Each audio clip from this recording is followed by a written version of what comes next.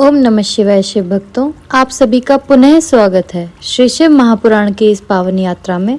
आज से शुरू होने जा रहा है श्री रुद्र संहिता का तृतीय अर्थात पार्वती खंड। आज का अध्याय है हिमालय के स्थावर जंगम द्विविध स्वरूप एवं दिव्यत्व का वर्णन, मेना के साथ उनका विवाह तथा मेना आदि को पूर्व जन्म में प्राप्त हुए सनक आदि के शाप एवं वरदान का कथन।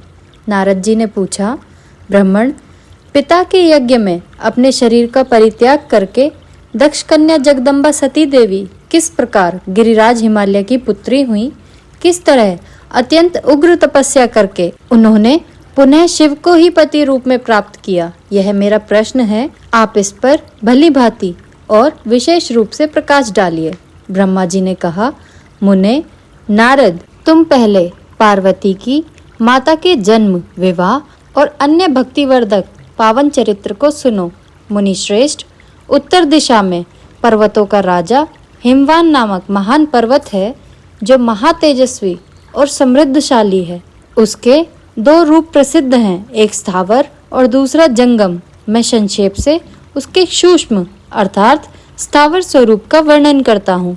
वह रमणीय पर्वत नाना प्रकार के रत्नों की खान है और पूर्व तथा पश्चिम समुद्र के भीतर प्रवेश करके इस तरह खड़ा है मानो भूमंडल को नापने के लिए कोई मानदंड हो। वह नाना प्रकार के वृक्षों से व्याप्त है और अनेक शिखरों के कारण विचित्र शोभा से संपन्न दिखाई देता है। सिंह, व्याघ्र आदि पशु सदा सुखपूर्वक उसका सेवन करते हैं। हिम का तो वह भंडार है ही, इसलिए अत्यंत उग्र जान पड़ता है। भांति भांति के आश्चर्यजनक दृश्यों से उसकी विचित्र शोभा होती है। देवता, ऋषि, सिद्ध और मुनि उस पर्वत का आश्रय लेकर रहते हैं। भगवान शिव को वह बहुत ही प्रिय है, तपस्या करने का स्थान है। स्वरूप से ही वह अत्यंत पवित्र और महात्माओं को भी पावन करने वाला है। तपस्या में वह अत्यंत शीघ्र सिद्धि प्रदान करता है। अनेक प्रकार के धातुओं की खान और शुभ है। वही दिव्य शरीर धारण करके सर्वांग सुंदर रमणीय देवता के रूप में भी स्थित है। भगवान विष्णु का अविकृत अंश है, इसीलिए वह शैलराज साधु संतों को अधिक प्रिय है। एक समय गिरिवर हिमवान ने अपनी कुल परंपरा की स्थिति और धर्म की वृद्धि के लिए देवताओं और पितरों का हित करने की अभिलाषा से अपने विवाह की इच्छा की। मुनीश्वर उस अवसर पर संपूर्ण देवता अपने स्वार्थ का विचार करके दिव्य पितरों के पास आकर उनसे प्रसन्नता पूर्वक बोले, पितरों, आप सब लोग प्रसन्नचित होकर हमारी बात सुने और यदि देवताओं का कार्य सिद्ध करना आपको भी अभीष्ट हो तो वैसा शीघ्र करें। आपकी ज्येष्ठ पुत्री जो मेना नाम से प्रसिद्ध है वह मंगल रूपिणी है। उसका विवाह आप लोग अत्यंत प्रसन्नता पूर्वक हिमवान पर्वत से कर दें। ऐसा करने पर आप सब लोगों को सर्वथा महान लाभ होगा और देवताओं के दुखों का भी निवारण हो जाएगा। देवताओं की यह बात सुनकर पितरों ने परस्पर विचार करके स्वीकृति दे दी और अपनी पुत्री मेना को विधि पूर्वक हिमालय के हाथ में दे दिया। उस परम मंगलमय विवाह में बड़ा उत्सव मनाया गया। मुनीश्वर नारद, मेना के साथ हिमालय के शुभ विवाह का यह सुखद प्रसंग मैंने तुमसे प्रसन्नता पूर्वक कहा है। अब और क्या सुनना चाहते हो? नारद जी ने पूछा, विधे विद्वन, अब आदर पूर्वक मेरे सामने मेना की उत्पत्ति का वर्णन कीजिए। उसे किस प्रकार शाप प्राप्त हुआ था यह कहिए और मेरे संदेह का निवारण कीजिए। ब्रह्मा जी बोले, मुने, मैंने अपने दक्ष नामक जिस पुत्र की पहले चर्चा की थी उनके 60 कन्याएं हुई थी जो सृष्टि की उत्पत्ति में कारण बनी। नारद, दक्ष ने कश्यप आदि श्रेष्ठ मुनियों के साथ उनका विवाह किया था। यह सब वृतांत तो तुम्हें विदित ही है। अब प्रस्तुत विषय को सुनो। उन कन्याओं में से एक स्वधा नाम की कन्या थी जिसका विवाह उन्होंने पितरों के साथ किया था। स्वधा की 3 पुत्रियां थी जो सौभाग्यशालिनी तथा धर्म की मूर्ति थी। उनमें से ज्येष्ठ पुत्री का नाम मेना था। मंजली धन्या के नाम से प्रसिद्ध थी और सबसे छोटी कन्या का नाम कलावती था।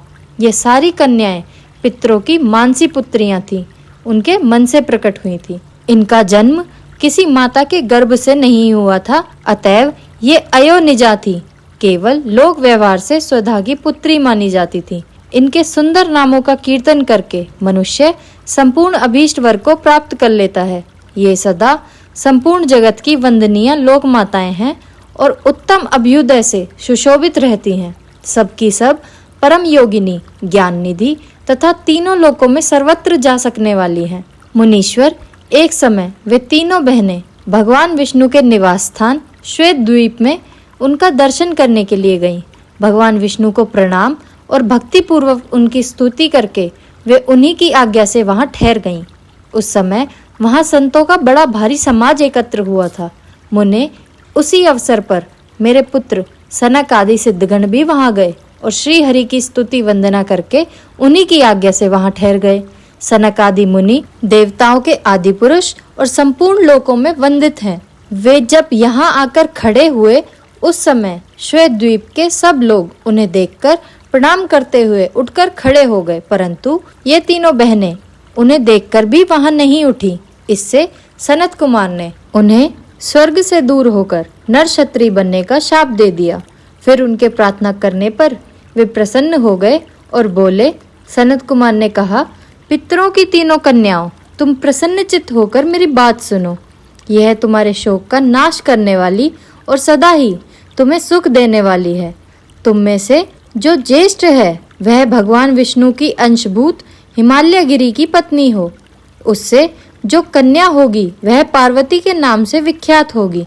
पितरों की दूसरी प्रिय कन्या योगिनी धन्या राजा जनक की पत्नी होंगी। उसकी कन्या के रूप में महालक्ष्मी अवतीर्ण होंगी, जिनका नाम सीता होगा।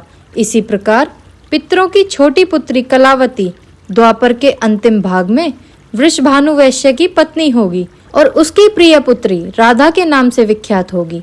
योगिनी मेना पार्वती के आशीर्वाद से अपने पति के साथ उसी शरीर से कैलाश नामक परम पद को प्राप्त हो जाएंगी। धन्या तथा उनके पति जनक कुल में उत्पन्न हुए जीवन मुक्त महायोगी राजा शीरध्वज लक्ष्मी स्वरूपा सीता के प्रभाव से वैकुंठ धाम में जाएंगे। वृषभानु के साथ वैवाहिक मंगल कृत्य संपन्न होने के कारण जीवन मुक्त योगिनी कलावती भी अपनी कन्या राधा के साथ गोलोक धाम में जाएंगी, इसमें संशय नहीं है। विपत्ति में पड़े बिना कहाँ किनकी महिमा प्रकट होती है। उत्तम कर्म करने वाले पुण्यात्मा पुरुषों का संकट जब टल जाता है तब उन्हें दुर्लभ सुख की प्राप्ति होती है। अब तुम लोग प्रसन्नता पूर्वक मेरी दूसरी बात भी सुनो, जो सदा सुख देने वाली है।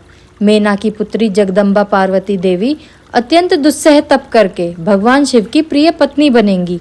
धन्या की पुत्री सीता भगवान श्री राम जी की पत्नी होंगी और लोकाचार का आश्रय ले श्री राम के साथ विहार करेंगी। साक्षात गोलोक में निवास करने वाली राधा ही कलावती की पुत्री होंगी। वे गुप्त स्नेह में बंधकर श्री कृष्ण की प्रियतमा बनेंगी। ब्रह्मा जी कहते हैं, नारद, इस प्रकार शाप के ब्याज से दुर्लभ वरदान देकर सबके द्वारा प्रशंसित भगवान सनत कुमार मुनि भाइयों सहित वहीं अंतर ध्यान हो गए। तात पितरों की मानसी पुत्री वे तीनों बहनें इस प्रकार शाप मुक्त हो सुख पाकर तुरंत अपने घर को चली गईं। हमारा यह अध्याय यहीं समाप्त होता है। कल हम पढ़ेंगे उमा आराधना की विधि, देवताओं का हिमालय प्रस्थान। वीडियो को लाइक और चैनल को सब्सक्राइब करें, इससे हमें इस ज्ञान को दूसरों तक पहुंचाने में मदद मिलती है। हर हर महादेव।